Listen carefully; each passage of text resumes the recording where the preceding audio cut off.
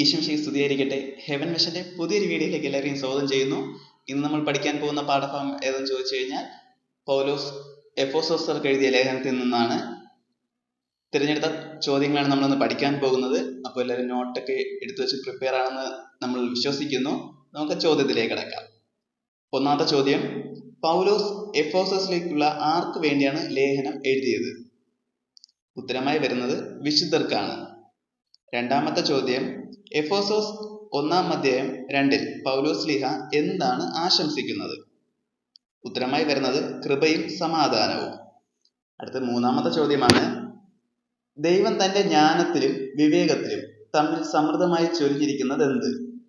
ഉത്തരം കൃപയാണ്. അടുത്ത് നാലാമത്തെ ചോദ്യം, എഫെസോസ്യർക്ക് എഴുതിയ ലേഖനം 1:7 സമാനമായ ബൈബിൾ ഭാഗം ഏതെന്നാണ്?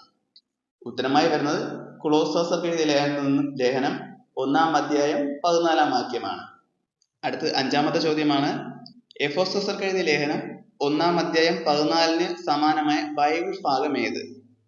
ഉത്തരമായി വരുന്നത് 2 കൊരിന്ത്യർ 1:22. അടുത്ത് ആറാമത്തെ ചോദ്യമാണ്, വിശുദ്ധർക്ക് അവകാശമായി ദൈവം വാഗ്ദാനം ചെയ്തിരിക്കുന്നത് എന്താണ്? ഉത്തരമായി വരുന്നത് മഹത്വത്തിന്റെ സമൃദ്ധിയാണ്. അടുത്ത ഏഴാമത്തെ ചോദ്യം, എല്ലാറ്റിനും മുകളിൽ ക്രിസ്തുവിനെ തലവനായി നിയമിച്ചത് എവിടെയാണ്? ഉത്തരം സഭയിലാണ്. അടുത്ത എട്ടാമത്തെ ചോദ്യമാണ്, സഭ ക്രിസ്തുവിന്റെ എന്താണ്? ഉത്തരം ശരീരമാണ്. അടുത്ത ഒൻപതാമത്തെ ചോദ്യമാണ്, വിശുദ്ധ പൗലോസ് എഫെസോസ്യർക്ക് എഴുതിയ ലേഖനത്തിലെ 2-ാം അധ്യായത്തിൽ എത്ര വാക്യങ്ങളുണ്ട്? ഉത്തരം 22 വാക്യങ്ങളാണ്. അടുത്ത 10-ാമത്തെ ചോദ്യമാണ്, നമ്മൾ മരിച്ചവരായിരുന്നു എങ്ങനെയാണ് ശ്ലീഹ പറയുന്നത്?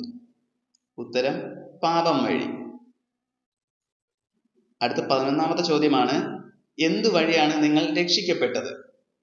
ഉത്തരമായി വരുന്നത് വിശ്വാസം വഴിയാണ്. അടുത്ത 12-ാമത്തെ ചോദ്യം പൂരിപ്പിക്കുകയാണ്, അത് ഡാഷുകളുടെ ഫലമല്ല, തന്മൂലം ആരും അതിൽ അഹങ്കരിക്കേണ്ടതില്ല. ആ ഡാഷ് എന്തെന്നാണ് ചോദിച്ചിരിക്കുന്നത്. ഉത്തരമായി വരുന്നത് പ്രവൃത്തികളുടെയാണ്. അടുത്ത 13-ാമത്തെ ചോദ്യം, ദൈവം മുൻകൂട്ടി ഒരുക്കിയ സത്പ്രവൃത്തികൾക്കായി നാം ആരിൽ സൃഷ്ടിക്കപ്പെട്ടവരാണ്? ഉത്തരമായി വരുന്നത് യേശു ക്രിസ്തുവിലാണ്. അടുത്ത 14-ാമത്തെ ചോദ്യമാണ്, വിശുദ്ധ പൗലോസ് എഫെസോസ്യർക്ക് എഴുതിയ ലേഖനത്തിലെ 2-ാം അധ്യായത്തിലെ 2-ാം ശീർഷകം എന്താണ്? ഉത്തരമായി വരുന്നത് എല്ലാവരും ക്രിസ്തുവിൽ ഒന്ന്. ചോദ്യം ശ്രദ്ധിച്ച് കേൾക്കണം. 2-ാം ശീർഷകമാണ്. അപ്പോൾ 1-ാം ശീർഷകമല്ല, 2-ാം ശീർഷകം എന്നാണ് ചോദിച്ചിരിക്കുന്നത്. ഉത്തരം എല്ലാവരും ക്രിസ്തുവിൽ ഒന്നെന്നാണ്. അടുത്ത് 15-ാമത്തെ ചോദ്യമാണ്, അപരിചിതരായ നിങ്ങൾ അന്ന് ആരെ അറിയാത്തവരായിരുന്നു? ഉത്തരം ക്രിസ്തുവിനെ. 16-ാമത്തെ ചോദ്യം, ഒരിക്കൽ വിദൂരസ്ഥരായിരുന്ന നിങ്ങൾ ആരുടെ രക്തം വഴി സമീപസ്ഥരായത്? ഉത്തരം യേശു ക്രിസ്തുവിന്റെയാണ്. അടുത്ത 17-ാമത്തെ ചോദ്യം, ഇരു കൂട്ടരെയും അവൻ ഒന്നിപ്പിക്കുകയും ശത്രുതയുടെ ഡാഷ് തകർക്കുകയും ചെയ്തു. അപ്പൊ ആ ഡാഷ് എന്തെന്നാണ് ചോദിച്ചിരിക്കുന്നത്. ഉത്തരമായി വരുന്നത് മതിലുകളാണ്. അടുത്ത 18-ാമത്തെ ചോദ്യമാണ്, അപ്പോസ്തലന്മാരും പ്രവാചകരുമാകുന്ന അടിത്തറയുടെ മൂലക്കല്ല് ആരാണ്? ഉത്തരം ക്രിസ്തുവാണ്. അടുത്ത 19-ാമത്തെ ചോദ്യമാണ്, വിജാതിയരുടെ അപ്പോസ്തലൻ ആരാണ്? ഉത്തരം വിശുദ്ധ പൗലോസ് ആണ്. അടുത്ത 20-ാമത്തെ ചോദ്യം, വിശുദ്ധ പൗലോസ് വിജാതിയർക്കായി എന്ത് കൈകാര്യം ചെയ്യാനാണ് നിയോഗിക്കപ്പെട്ടിരിക്കുന്നത്? ഉത്തരം ദൈവകൃപയാണ്. അടുത്ത 21-ാമത്തെ ചോദ്യമാണ്, ആരുടെ രഹസ്യത്തെക്കുറിച്ചുള്ള ഉൾക്കാഴ്ചയാണ് ശ്ലീഹായ്ക്ക് ലഭിച്ചത്? ഉത്തരം ക്രിസ്തുവിന്റെയാണ്. അടുത്ത 22-ാമത്തെ ചോദ്യമാണ്, ക്രിസ്തുവിന്റെ രഹസ്യം അപ്പോസ്തലന്മാർക്കും പ്രവാചകന്മാർക്കും വെളിപ്പെട്ടത് ആരിലൂടെ?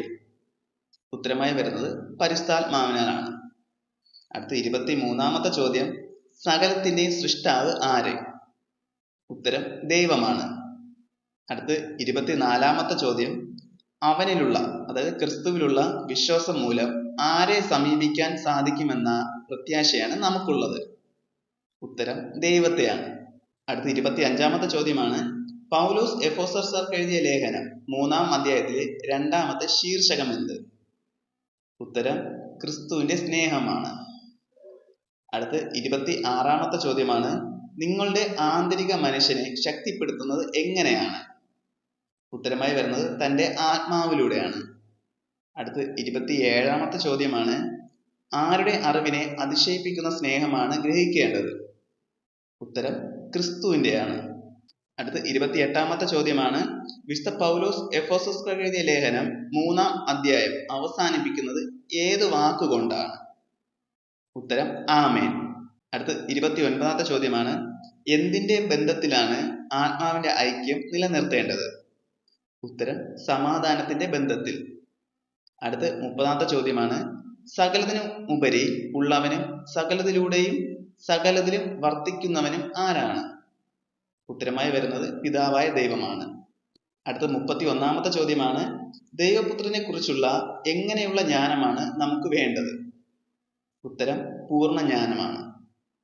അടുത്ത 32ാമത്തെ ചോദ്യമാണ്, തെറ്റിന്റെ വഞ്ചനയിൽപ്പെടുത്താൻ കൗശലപൂർവം വക്രതയാർന്ന ഉപദേശം നൽകുന്നത് ആരാണ്? ഉത്തരമായി വരുന്നത് മനുഷ്യരാണ്. അടുത്ത 33ാമത്തെ ചോദ്യമാണ്, ക്രിസ്തുവിലേക്ക് നാം വളരേണ്ടത് എങ്ങനെയാണ്?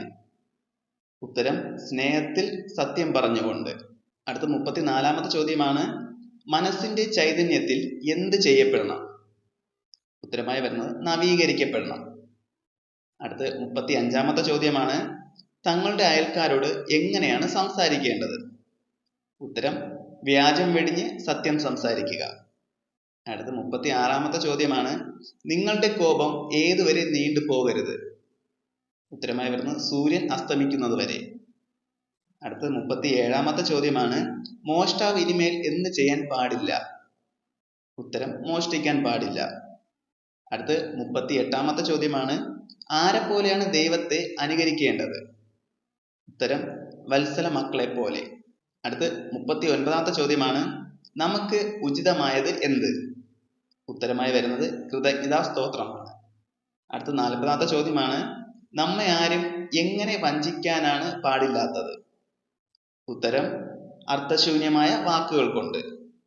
അടുത്ത 41ാമത്തെ ചോദ്യമാണ്, ദൈവത്തിന്റെ ക്രോധം ആരുടെ മേൽ നിപതിക്കും?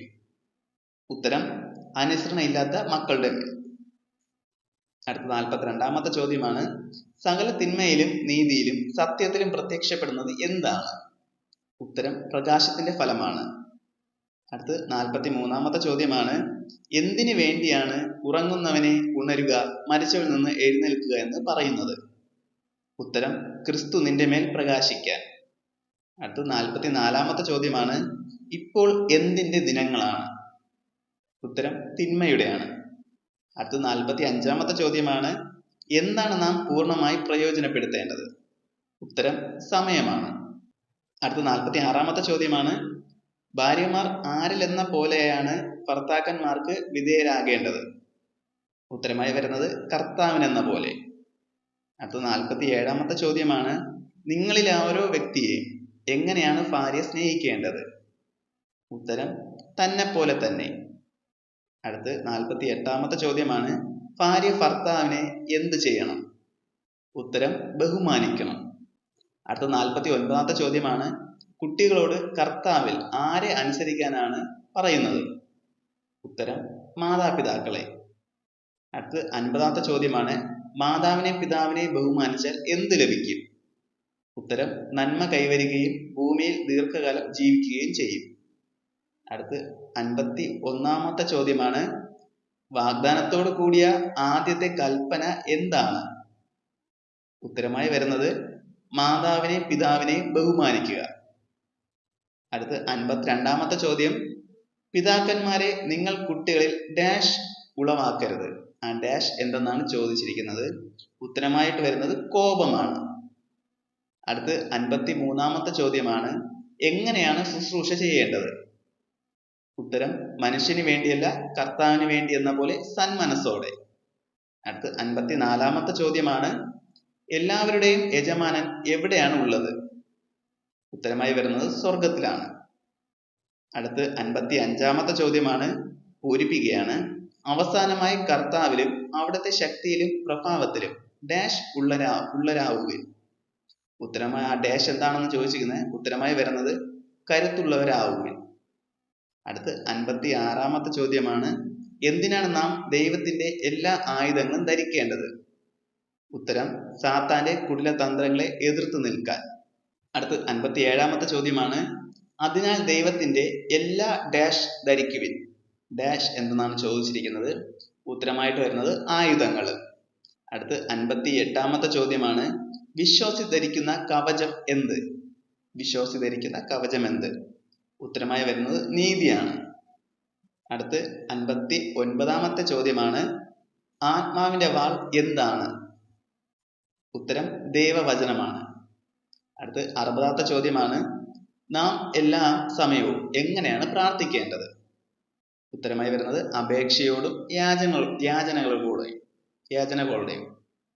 അടുത്ത് 61ാമത്തെ ചോദ്യം, അപേക്ഷയോടും യാചനകളോടും കൂടെ എല്ലാ സമയവും ഡാഷിൽ പ്രാർത്ഥനാ നിരതനായിരിക്കുവിൻ.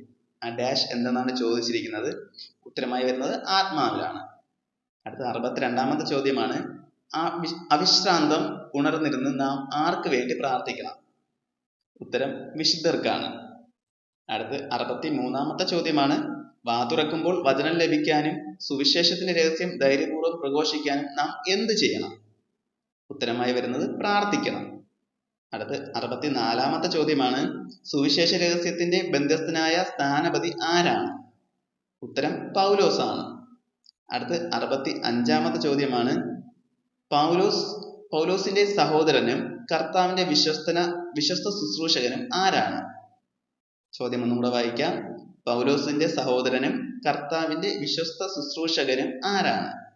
ഉത്തരമായി വരുന്നത് തിക്കിക്കോസ് ആണ്. തിക്കിക്കോസ്.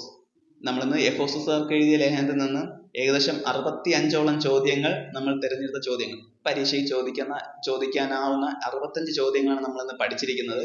എല്ലാവരും കറക്റ്റായിട്ട് നോട്ടൊക്കെ എഴുതി പ്രിപ്പയർ ആയി എടുക്കുക. കാരണം ഇനി കുറച്ച് ദിവസം മാത്രമേ നമുക്ക് പരീക്ഷയ്ക്കുള്ളൂ. എല്ലാവരും നന്നായിട്ട് പഠിക്കാൻ ശ്രമിക്കുക.